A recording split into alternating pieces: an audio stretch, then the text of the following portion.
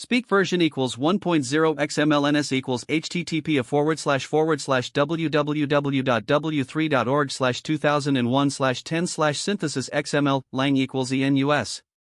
Voice name equals NUS Skineural. Prosody rate equals 0%. Pitch equals 0%. We need to write a script for a YouTube storytelling channel, Betrayal and Revenge. The script must be exactly 1,000 to 1,200 words, inclusive. No brackets, no stage directions, no timestamps. Only spoken words. First-person narration. Use retention structure sections, but we must not include timestamps or headings, just the narrative flow. Must be 1,000 to 1,200 words. Let's aim for around 1,100 words. We need to count words. Let's draft and then count. We need to follow the structure: cold open, midnight to 0:30, starting with "I'll never forget the day I." Then setup, betrayal, aftermath, revenge/karma, close. We must ensure word count between 1,000 and 1,200 inclusive. Let's target 1,100 words. We'll write in a conversational style, short punchy sentences for tension, longer descriptive for setup. We must not include any brackets or stage directions. Just the spoken words. We need to count words. Let's write a draft, then count. I'll write a draft in plain text, then count words manually, or approximate. Let's write. Draft: I'll never forget the day I stood in that kitchen, the smell of burnt toast mixing with the metallic tang of blood, and watched my sister's eyes go blank as the knife slipped from her hand. The cult leader had whispered in her ear for months, turning love into a weapon, and now the weapon was pointed at the only people who ever mattered. I heard the scream before I saw the blade, a sound that tore through the quiet of our home like a siren. My mother fell first, then my father, each breath stolen by a belief that had no name.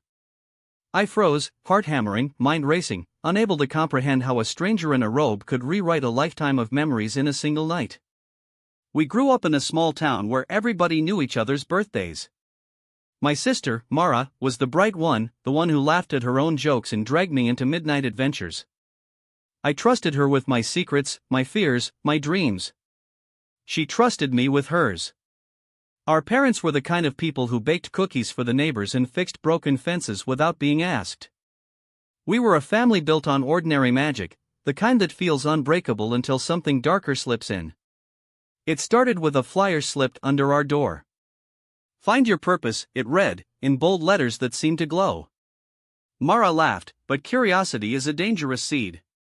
She attended a meeting, then another, then a weekend retreat in the woods. The leader, a man named Elias, spoke in riddles that sounded like wisdom. He told her the world was a lie, that family ties were chains, that true freedom required sacrifice. He called it the Great Unburdening. She came home different. Her eyes held a new fire, a cold certainty that made my skin crawl. I tried to reach her. I cooked her favorite lasagna. I played our old songs. I begged her to remember the time we climbed the oak tree and swore we'd never let anything separate us. She smiled, but it didn't reach her eyes. "You don't understand," she said, voice flat. "I have found my true family now." The words sliced through me sharper than any blade. The night of the betrayal, the house was silent except for the hum of the refrigerator. I heard footsteps, slow and deliberate, climbing the stairs. I hid behind the hallway door, breath held, heart a frantic drum. The door to my parents' bedroom creaked open. A voice, low and calm, whispered, "It is time." Then a flash of steel. A gasp. A thud. My mother's voice, a whisper of my name, then silence. My father's shout, cut short. I wanted to scream, to run, to fight, but my legs refused to move. I was a statue of terror. When the police arrived, they found a scene that looked like a horror movie script.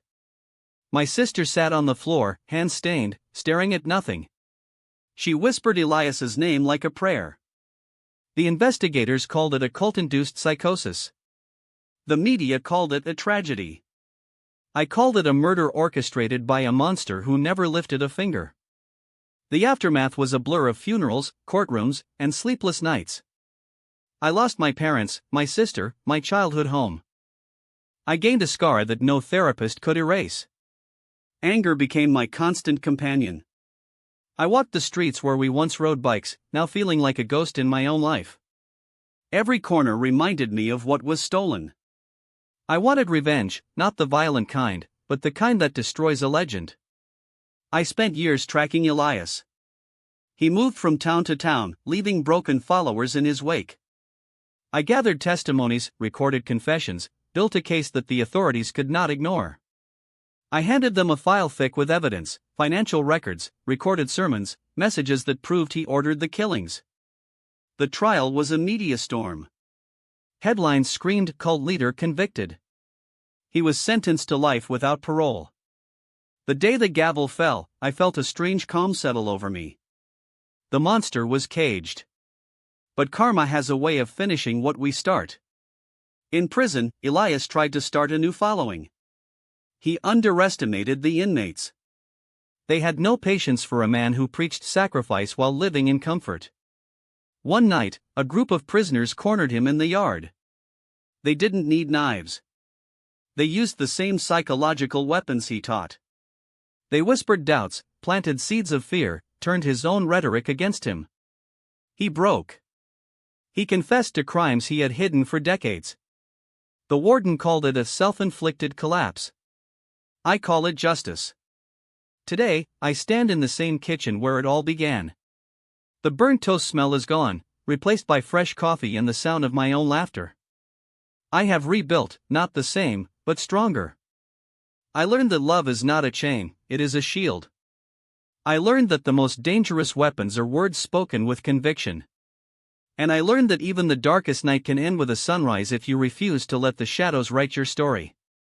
If you ever feel a stranger trying to rewrite your history, remember this: your family, your memories, your truth, they are yours alone. No robe, no chant, no promise of enlightenment can take them away.